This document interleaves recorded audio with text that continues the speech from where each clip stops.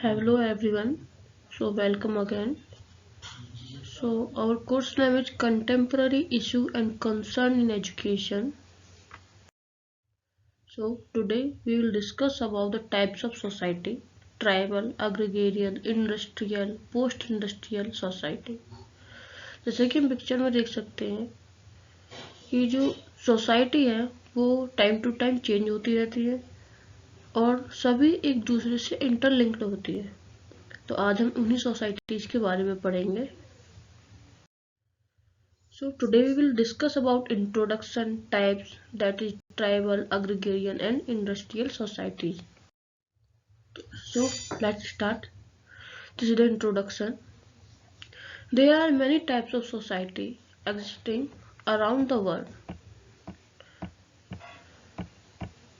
Social relationship characterize the world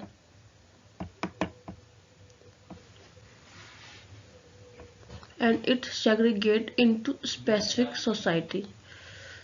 तो अगर हम वर्ल्ड की बात करें तो बहुत सारी सोसाइटी एग्जिस्ट करती हैं, लेकिन वो एक दूसरे से इंटरलिंक्ड है। जो people share common lifestyle practices and culture from society. जो वहाँ के लोग हैं वो एक कॉमन लाइफस्टाइल को फॉलो करते हैं और किसी न किसी कल्चर से कुछ न कुछ इम्प्रूवमेंट होता है। The main types of societies are tribal, agrarian and industrial society. और जो मेन टाइप्स ऑफ सोसाइटी हैं वो तीन प्रकार की हैं, यानी थ्री टाइप्स है। First one is tribal, second one is agrarian and industrial society. For example, अगर हम ट्राइबल सोसाइटी की बात करें तो अफ्रीकन सोसाइटी ट्राइबल सोसाइटी का एक परफेक्ट एग्जांपल है। Next one is agrarian society, that we also called Indian society. तो इंडियन सोसाइटी को हम एग्रीगेरियन सोसाइटी भी कह सकते हैं। And the next one is industrial society, जिसका जो बेस्ट एग्जांपल है वो होगा अमेरिकन सोसाइटी का।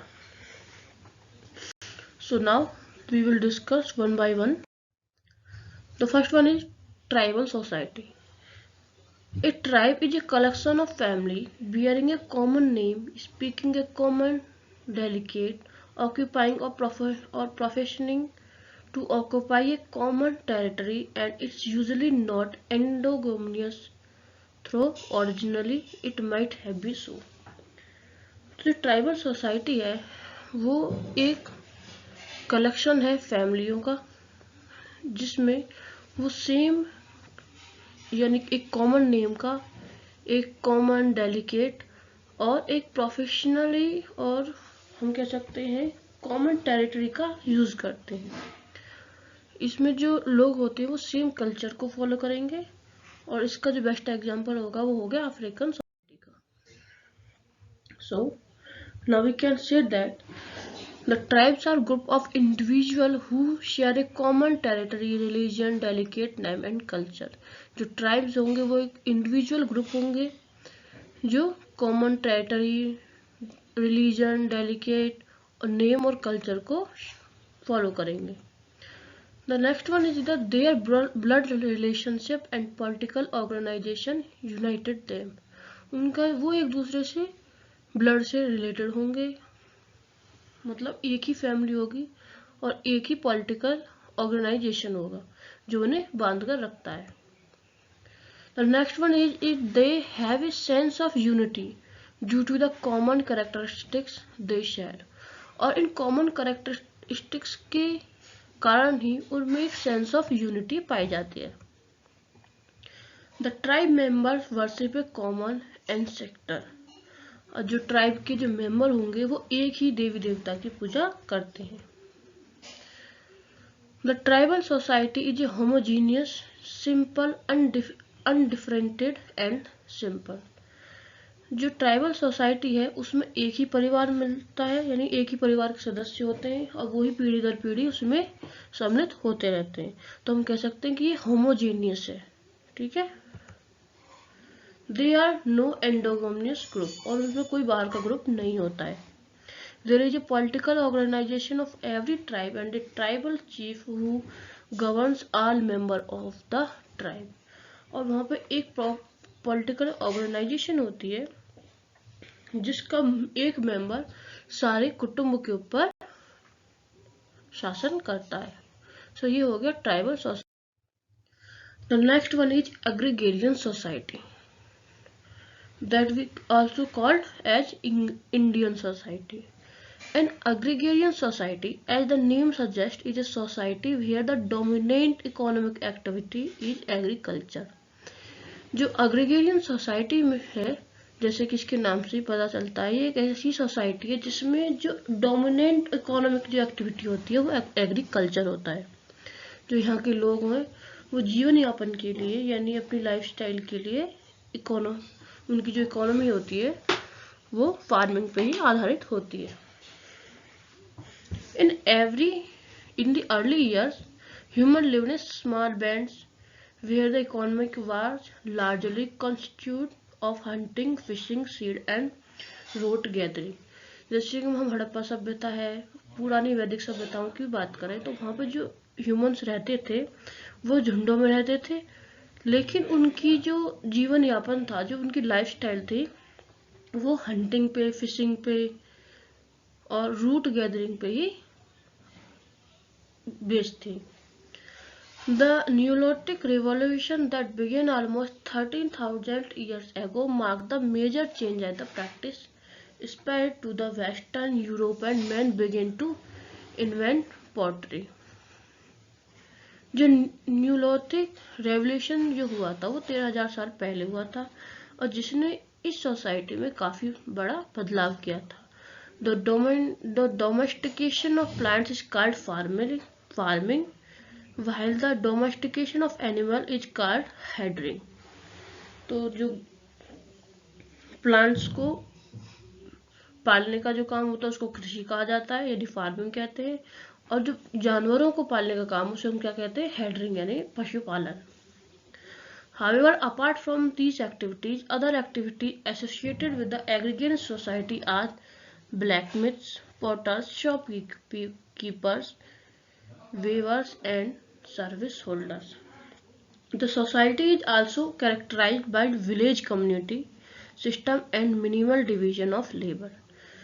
जो ये सोसाइटी इसकी मुख्य विशेषता क्या होती है यानी कैरेक्टरिस्टिक क्या होती है, विलेज कम्युनिटी जो आज भी पाई जाती है रूरल एरियाज में, जैसे आगे पंचायत हो गई, खाप पंचायत हो गई, तो ये सब विलेज कम्युनिटी के अंदर ही आती हैं। और इस एग्रीगेरियन सोसाइटी की जो बेस्ट कैरेक्टरिस्टिक है वो क्या है, village community. The impact of industrialization is gradually transforming the Indian agrarian society through the introduction of mechanism and commercialization. और जो इंडस्ट्रियलाइजेशन का जो प्रभाव है वो एग्रीगेरियन सोसाइटी पे मुख्य तौर से देखा जा सकता है, जैसे कि इसकी इंडस्ट्री है इसमें ट्रांसफॉर्म हुआ है, अब नए नए इक्विपमेंट आ रहे हैं, ठीक है। तो एग्रीगेरियन सोसाइटी काफ़ी हद तक इन्फ्लुएंस है इंडस्ट्रियल सोसाइटी से। Before the revolution took place the worker possessed their raw material and tools.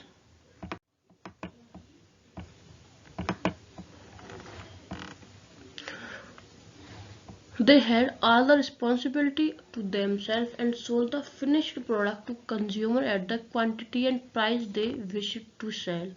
However, after the revolution, the individualized capitalist entered the scenario, established a factory, secured the raw material, took the worker to the factory to produce goods, and gave birth to the industrialization. अब हम बात करें industrialisation या post industrialise society की, जो कि हम कहते हैं अमेरिकन सोसाइटी। ये सोसाइटी अग्रेरियन सोसाइटी का एक मॉडर्न रूप कह सकते हैं इसे। इसमें क्या है कि जो मैन एंड वुमेन है उनका इक्वल पार्टिसिपेशन है, उसमें किसी तरह की जेंडर या कास्ट बेस नहीं है। इसमें स्टीम सिस्टम चलता है, स्टीम सिस्टम यानी अचीवमेंट सिस्टम, और इसमें जो भी आप पहले जो इंसान था वो हंटरिंग एंड गैदरिंग करता था, फिर उसमें क्या आया वो डोमेस्टिक हो गया, उसने क्या किया उसने पशुपालन किया यानी कि वो जो एनिमल्स हैं उनको पालने लगा, उसने फार्मिंग स्टार्ट की। लेकिन अब उस फार्मिंग में उसने क्या किया, मशीनों का प्रयोग किया। जिससे उसका जो प्रोडक्शन था वो बढ़ा और उससे क्या हुआ, उसकी जो सिचुएशन थी वो पहले से और भी ज़्यादा बेटर हो गई। तो उसे हम जानते हैं एज ए इंडस्ट्रियल और post industrial society. As a result industrial society was born, और इसके परिणाम स्वरूप इंडस्ट्रियल सोसाइटी का जन्म हुआ। तो कंक्लूजन के तौर पे अब हम कह सकते हैं, due to the advancement in the modern world, the agrarian society is highly influenced by the industrial society and the future industrialization is sure to take over the world completely। तो अब हमने क्या पढ़ा, हमने ट्राइबल पढ़ा, agrarian, industrial and post industrial society को हमने समझा है।